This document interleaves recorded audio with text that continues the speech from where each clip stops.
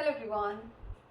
Imagine fighting for freedom and only end up with the leaders who are worse than the old ones.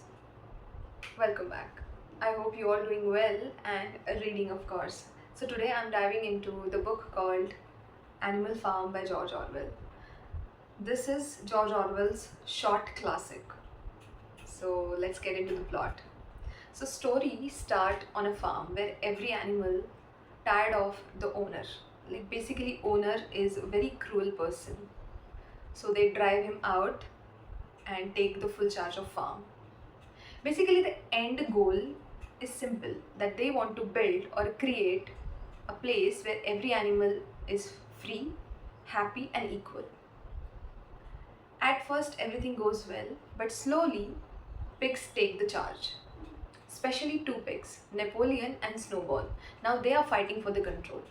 Napoleon is very shrewd kind of pig. So he uses fear to chase Snowball away from the farm and takes the full charge. Step by step, all the pigs are behaving like humans. They break all the rules, they break all the promises and making all other animals work harder, keeping all the rewards for themselves. The most difficult part of this book is to watch all the animals working so hard and showing so much of loyalty towards their owner, towards the leaders. Basically, owners are now pigs, they are the leaders. So, that the loyalty which makes you cry because they don't know how to question their authority, their leaders.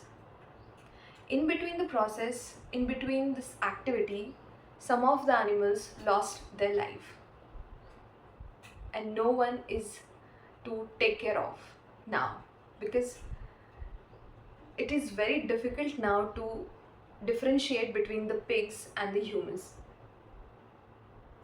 They are so similar now. So this is the story, this is the plot. And if I talk about the writing, then I should say about anything because it's a classic book. You really have to give a try. And I just want to say there is one rule which was the main rule of their farm, like all animals are equal, but it changes to all animals are equal but some of them are more equal than others.